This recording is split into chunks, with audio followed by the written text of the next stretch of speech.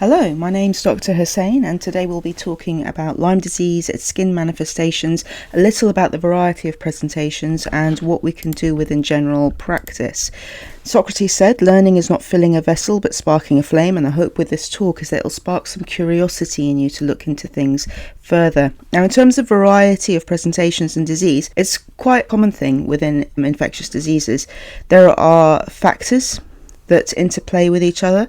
Infectious factors are virulence, pathogen load. Host factors can include the host's immunity, their nutritional status at the time of becoming unwell, their genetics, how the initial approach to illness was taken, and also environmental factors. And we know, for example, with sexually transmitted diseases, there can be people who are completely asymptomatic, yet are infected and pass on the infection to others. And with polio, where there is a thought in the public consciousness that it equates with paralysis, that's not actually the case. When we look at what happens, the vast majority with polio are asymptomatic. A small proportion have minor non-neurological illness like diarrhea or sore throat, and then an even smaller proportion, less than 10%, can have neurological symptoms, and an even smaller proportion end up with permanent paralysis. But even that can be impacted by how the initial approach of illness was taken. So if in the prodromal phase there was exertion or even IM injections, that increases the likelihood of permanent paralysis, which stresses the point of the importance of rest in early disease. Now, while this talk will be on skin manifestations, its absence does not rule out disease, and it's important to consider the wider context in terms of history, presentation, and any other physical signs and symptoms. And sometimes when we've got a case, it can be a bit of a chicken and egg situation. So sometimes it's clear cut, the patient volunteers to you, they've been camping, they had a tick bite, they've got an EM rash, and then you're looking at downstream effects. You're looking, are there any cardiac signs? Do they have chest pain, breathlessness? Do we need to arrange an ECG? Do they have any neurological signs? Are they having any joint swelling or arthritic signs? But sometimes it's the other way around, and it's not so clearly Lyme disease, and we're having to look upstream from a presentation. So perhaps an unusual facial palsy which has a rash, or a viral pericarditis that's not really behaving like a viral pericarditis. And then that's when you have to kind of direct your questioning to seek points of the history that may be relevant and including it in your differential diagnosis. So, like I said, skin manifestations are one piece of the puzzle, but as clinicians, we're often sifting through many pieces of a puzzle to form a clinical picture. So, having said that, there are three broad clinical signs. One is erythema migrans, which tends to appear in early disseminated disease. The second is borrelial lymphocytoma, which tends to occur in disseminated disease, and acrodermatitis chronica atropicans, which tends to occur in late disseminated disease. Now, with erythema migrans, it's not always present, but if it is present, it's diagnostic and pathognomonic for Lyme disease and absolutely necessitates treatment. It can appear from anywhere from 3 days to 3 months from the bite. It's frequently a uniform red expanding rash. The well-publicized bullseye rash occurs only about a third of the time. The rash may have a bluish hue, it could be red, it could be purple, it may or may not have a central crust, may or may not have central clearing, and it may not even appear as red in skin of colour. It can sometimes be a deepening of the skin tone. If there are multiple lesions, it's suggestive of disseminated disease, and it may well be a heat sensitive rash. So the patient may describe they have a hot shower, then they suddenly have these red patches all over their body, and then as the skin cools they disappear, but if they have a hot shower it reappears in exactly the same places. Just to highlight that UKHSA notes that erythema migrans is a clinical diagnosis and does not require confirmation by lab testing. The eyes cannot recognise what the mind does not know, and it's the prepared mind that makes the diagnosis, so we're about to see quite a few photographs. Here, you've got a more typical bullseye appearance where you've got circular erythema, some central clearing, and some pinkness in the centre, possibly a bit of crusting. Here, a uniform erythematous appearance with some deepening in the centre, and you have 3 patches here, most of them with a bit of central clearing. In the following images, these are taken from a study in Finland where they look at the variety of erythema migrans appearances. All the images are PCR confirmed EM rashes. Of note, only 50% of them tested positive. So 50% had tested negative despite having PCR confirmed EM rashes. And interestingly, only a quarter recall having a tick bite. So here you can see there's the faint pink erythema with central clearing. And in this photograph, again, faint pink border, and it's got a triangular shape. These are photographs from the same patient. On her arm, you've got the pink border, some erythema in the centre and some deepening in the centre, whereas on her leg, these are diffuse purple patches. In another patient, uniform rashes with quite a diffuse border. Whereas in this person, really irregular border, almost lacy in appearance, with a deepening purplish tone to the rash. And then, again, to highlight the variety, purple patches on this patient with quite an irregular diffuse border, whereas you've got the erythematous border with central clearing, but then some differences on the same patient in terms of the irregularity of the colouring of the border. Of note, there is an issue with colour accuracy in cameras, whether it's mobile, whether it's a proper camera, film, digital.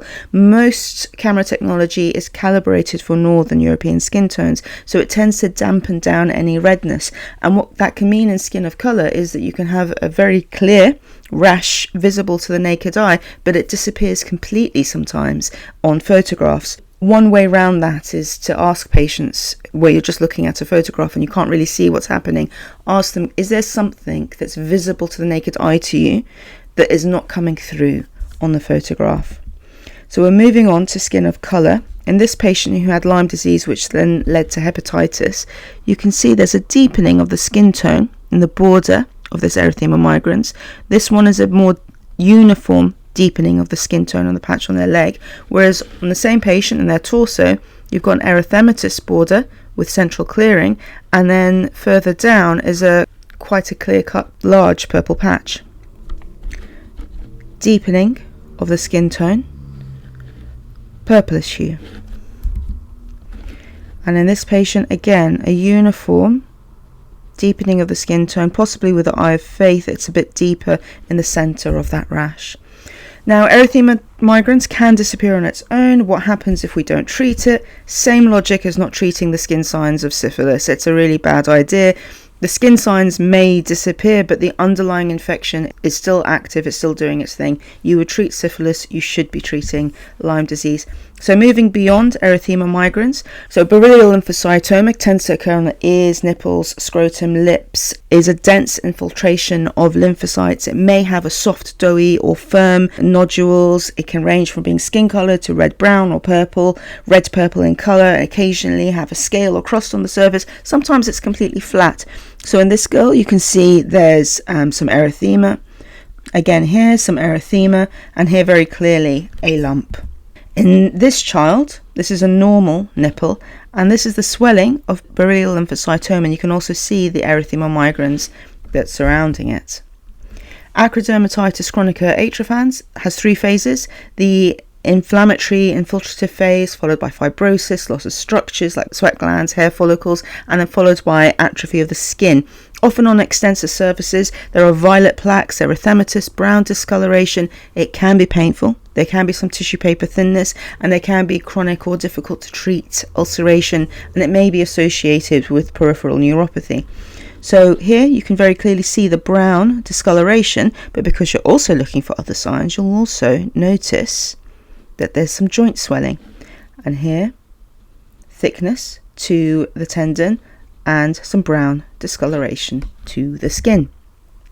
So the key takeaways: history and clinical examination is absolutely key. There are many different appearances. It can be single or multiple, possibly indicating disseminated disease in the latter, or there may be no rash at all. However, if it's present, you must diagnose and treat.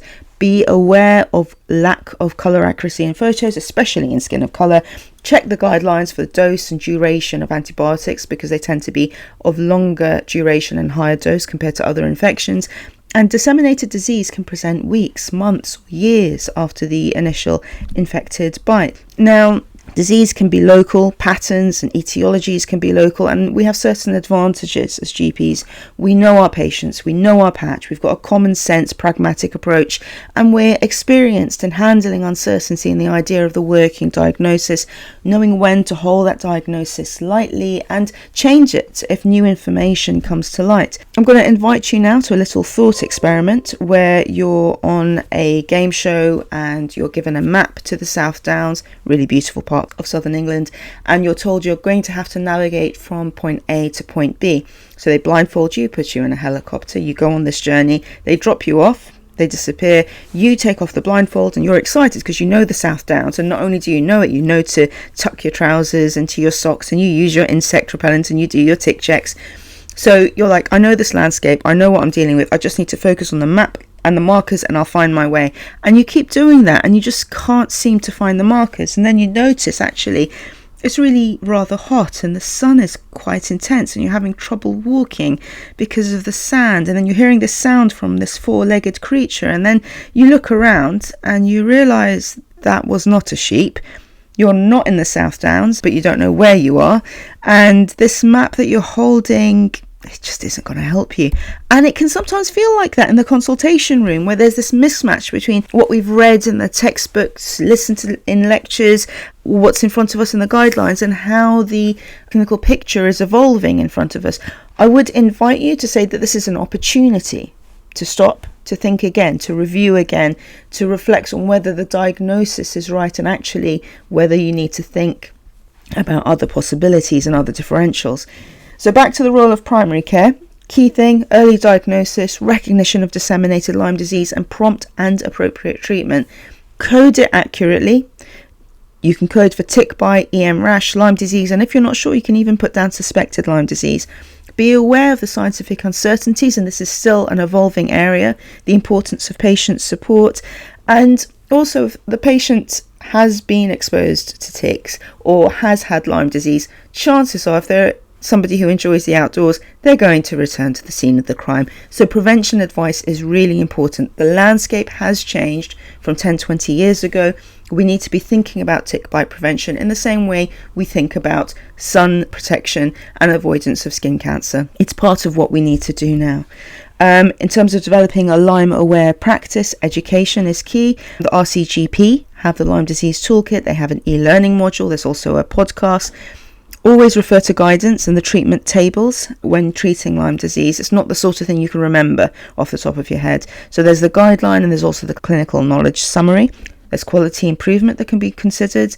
There are leaflets and posters aimed at patients from all three Lyme disease charities, as well as the UKHSA. And while Lyme disease can present at any time of year, it's May that is Lyme Disease Awareness Month. In terms of quality improvement ideas, so perhaps consider creating a template text or email to send to patients who are being treated for Lyme disease or suspected Lyme disease or had tick bites, on the safe use of the outdoors, on tick bite prevention, and instructions on safe tick removal, and also signs to seek medical attention and safety netting. In terms of education, consider perhaps discussing Lyme disease in a clinical meeting, sharing learning from the e-module or podcast, but also educate the triaging team on the features of Lyme disease and tick bites and tick risk, because they're the ones who will be deciding when the patients are being seen, so that you can optimize for prompt antibiotic treatment. In terms of audit, erythema migrans cases, were they given the appropriate antibiotics? Was a test done inappropriately? And if given antibiotics, was it as per NICE guidance? Were they given tick bite prevention advice? And were they reviewed at 3 weeks to see whether the initial course of antibiotics helped? Did they need a second course? So just to highlight, NICE guidance, the RCGP toolkit. Lyme Resource Centre also has education aimed at healthcare professionals, and all three Lyme disease charities have good information for patients on prevention. So thank you very much for listening to this talk.